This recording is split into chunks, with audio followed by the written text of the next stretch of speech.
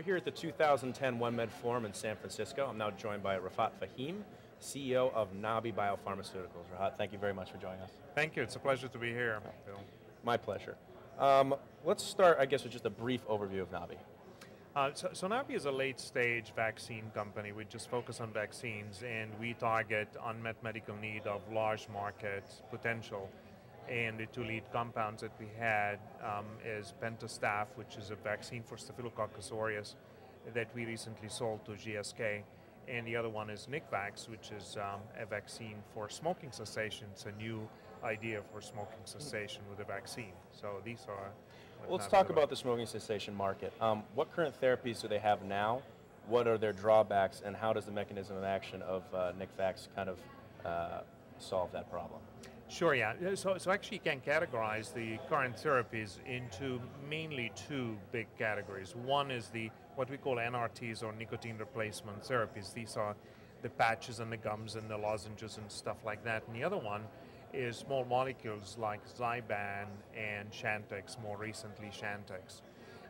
The nicotine replacement therapy is just about the only side effect of that is potentially people get addicted on that. So instead of getting addicted on the cigarettes, they get addicted on that. So that is one impact on there. Really, the small molecules have been much more hit in terms of adverse events than the nicotine replacement therapies. So recently, you may or may not know that both Zyban as well as Chantix or varenicline were slapped with a black box by the FDA because they tend to cause suicides or suicide ideation. So these are the major problems with them. The reason for that is very simply that they actually interact at the central nervous system level. They actually cross the blood-brain barrier, and they interact with the receptors, the nicotinic receptors. Once you do that, you can create a lot of other havoc in there with the central nervous system. How we differ from all of that is that we are a vaccine just like any other vaccine. In essence, we help the body stimulate the production of antibodies to nicotine, and therefore it prevents nicotine from crossing the blood-brain barrier and prevents it from accessing the receptors. Completely different mechanism of action. We don't at all impact the central nervous system in any way. So the side reactions are generally what you see with vaccines, at the injection site, some pain and whatnot, like a flu vaccine or any other vaccine you have. And that's the beauty of it. Additionally, the antibodies linger for a long time, so it helps you to help you with the relapse prevention. That's a major problem with the current therapies.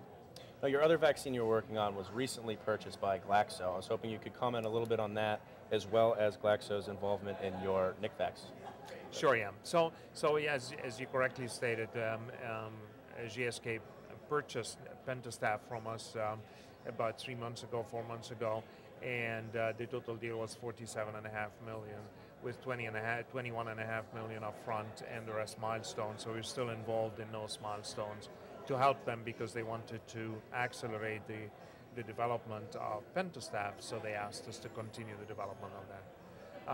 In essence, the Pentastaph is, we consider to be one of the innovative Staphylococcus aureus vaccines because it has 5 components, hence the name Pentastaph, that it has not only antigens that covers the capsule polysaccharide at the surface, but also the cell wall and some of the most notorious toxins as well. So from that perspective, it was very attractive for Glaxo to get into the field very rapidly. We still are involved, as I'm saying, with that, running the clinical trials and transferring technology to Glaxo. Their involvement in Nikvax is simply updates and collaborations and ideas, but we are the ones who are running the program from start to finish. And that shows also the confidence of GSK that we can do that. Excellent. Clearly in 2 phase 3 trials that we are running independently completely. Fantastic. I guess just as a quick recap, from an investor standpoint, what kind of milestones and large catalysts can we expect to see in the rest of 2010? Well, just about the biggest element would be the close of the Nikvax with GSK, as you may be aware. We signed a definitive agreement, but we have not closed the deal yet. We are waiting for shareholders' approval. Hopefully in the first quarter of 2010, that's when we will close the deal. We're hoping, and so that brings with it, the upfront payment of $40 million. In addition to that, we obviously have the start of the second phase 3 trial.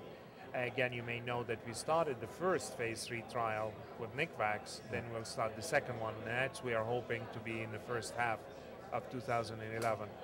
Additionally, then we have the three milestones remaining from the Pentastap deal that we're working very hard to continue. So in essence, that's what one would expect in 2010. And an excellent cash position as well. And obviously, thank you very much, Rafaat. Thank you. I appreciate it. Thank you. Again, that was Nabi Biopharmaceuticals. For more information, they trade under the ticker NABI. You can also be found at nabi.com, and information can also be found at OneMedPlace.com.